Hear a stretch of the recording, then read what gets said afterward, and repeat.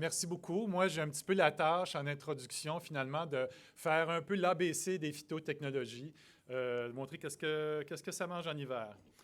Alors, ben, vous avez devant vous un peu la définition de la phytotechnologie.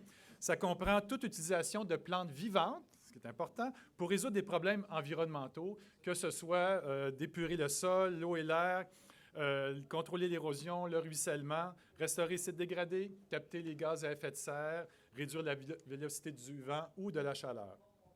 Donc, c'est un domaine, c'est des technologies qui reposent vraiment sur la force, la structure de la plante, son potentiel de développement racinaire, sa structure aérienne, les plantes qui sont de formidables pompes à eau ou pompes à certains polluants, et tout ça, ça travaille sous l'énergie solaire. Des applications précises des phytotechnologies, en voici les principales: les toits végétalisés, les marais filtrants, les structures végétales verticales, les systèmes de stabilisation végétale, la phytorémédiation, et il y en a d'autres aussi. Donc, tout ça, évidemment, ça représente des solutions écologiques et économiques à certaines problématiques environnementales. Mais ce qu'il faut reconnaître aussi, c'est que chacun de ces systèmes, c'est vraiment des systèmes qui sont très artificiels, hein, c'est donc des systèmes végétalisés, mais très artificiels, qui sont simplifiés par rapport aux systèmes vraiment naturels, mais pas simples. Vraiment, les processus qui sont en cours dans ces systèmes-là sont quand même très complexes.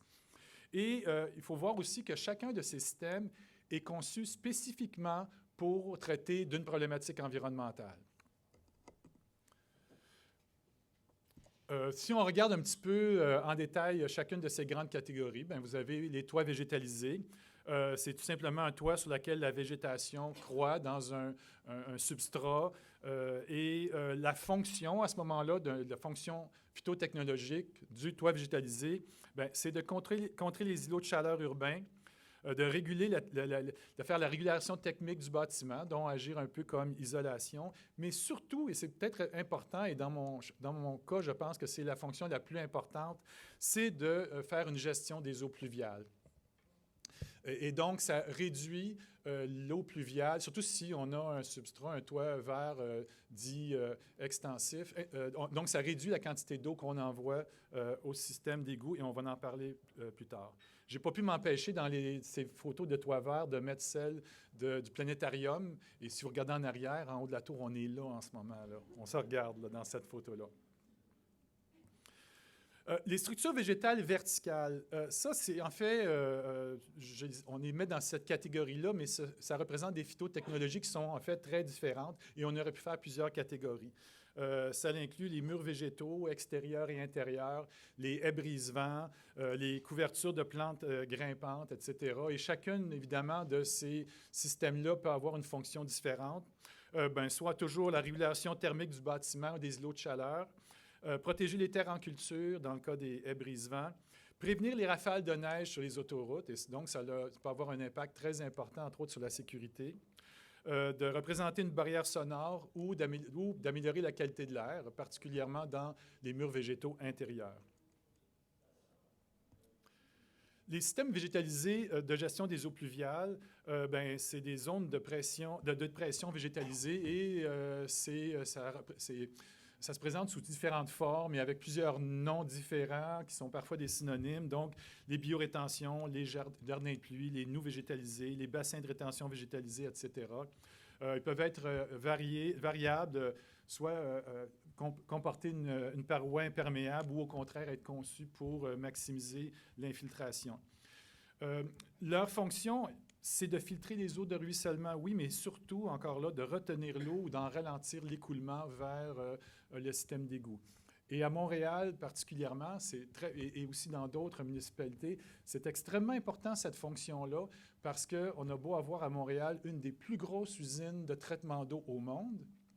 Il n'en reste pas moins que comme on a un système qui est où toutes les eaux d'égout et les eaux de pluie vont dans le même système unitaire, bien, ça fait en sorte que lors des grosses pluies, il y a des gros volumes d'eau et même notre plus grande usine au monde ne peut pas tout prendre cette eau-là.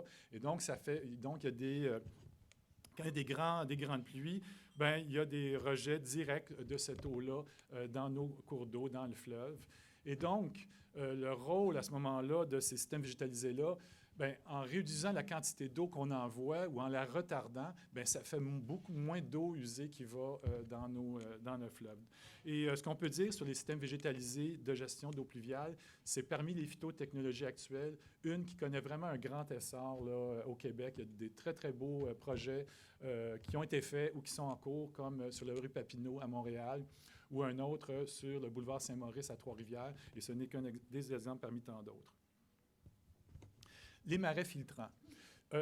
On avait déjà remarqué il y a très longtemps que dans les marais naturels, lorsqu'il y a une eau polluée qui entre dans un marais naturel, bien, quand on examine cette eau-là, la sortie du marais, elle en ressort épurée à divers degrés. Et donc, il y a des gens qui ont testé et de voir si on pouvait mettre en pratique cette capacité-là naturelle des milieux humides pour épurer de l'eau usée à partir de systèmes complètement bâtis, artificiels. Et c'est de là que sont nés les marais filtrants au début des années 50, mais qui ont connu vraiment dans le monde un essor là, à partir des années 80-90. Donc, la fonction de marais filtrants, c'est d'épurer l'eau. Et les marais filtrants de nos jours font l'épuration d'eau usée de nature très diverse, l'eau usée domestique, bien sûr, mais aussi des eaux industrielles et des eaux agricoles.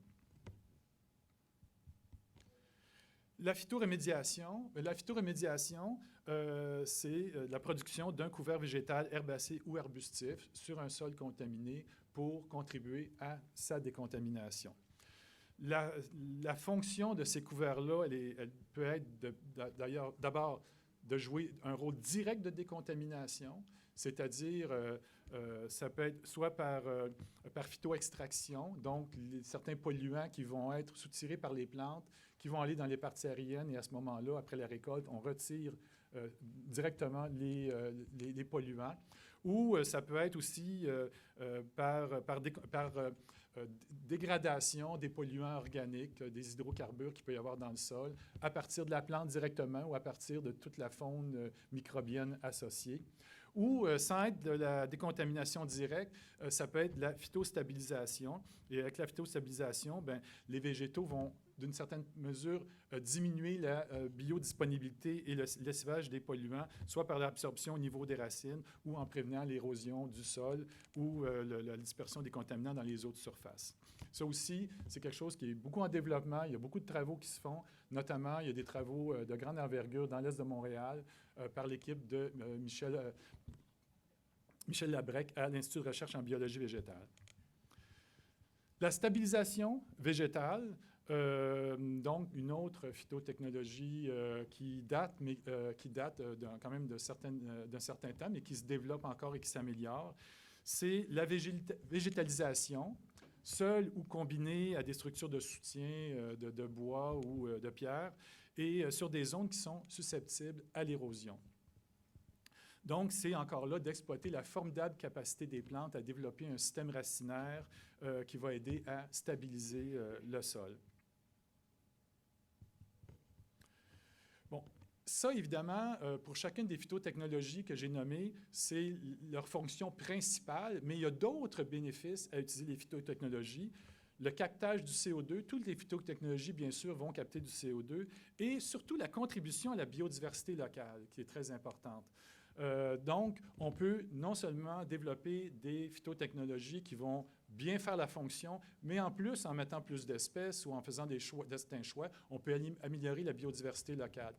La photo qui est à gauche, c'est sur le plus grand toit végétal au monde, c'est sur l'usine de Ford qui est au Michigan, et ils ont trouvé des nids de 3 espèces d'oiseaux, de très nombreuses espèces d'insectes, d'araignées, etc., beaucoup d'insectes pollinisateurs. Une autre fonction qui est un peu indirecte, ou un bénéfice de la phytotechnologie, c'est l'esthétisme, sa qualité paysagère et évidemment le fait qu'elle peut recevoir une grande acceptabilité sociale. Hein, on s'entend que vous avez à droite un système de marais filtrants qui filtre l'eau usée d'un système hôtelier. C'est certainement plus beau, plus joli et d'une plus grande qualité paysagère qu'une usine standard de boue activée là, sur le traitement des eaux. Donc, C'est un peu un survol des principales. Il y en a d'autres. À celles-là, je pourrais peut-être ajouter, peut-être dans quelques années, les pelouses. Hein, les pelouses, c'est un système très artificiel qui apporte certains bénéfices environnementaux. Hein, on va en parler tantôt, je pense, avec Xavier.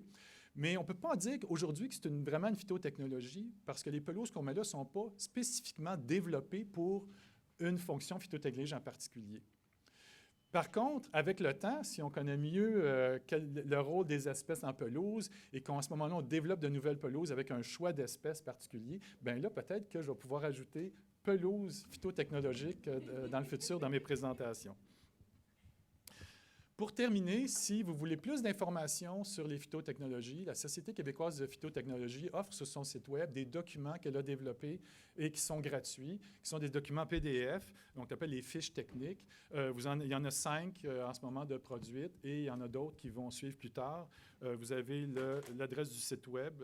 Et aussi, la Société québécoise de phytotechnologie organise à chaque année son colloque annuel où il y a beaucoup de présentations dans le domaine de la phytotechnologie. Et le prochain colloque va être le 2 mai 2019. Je vous invite à visiter des fois le site Web pour en savoir et j'espère vous voir à ce moment-là.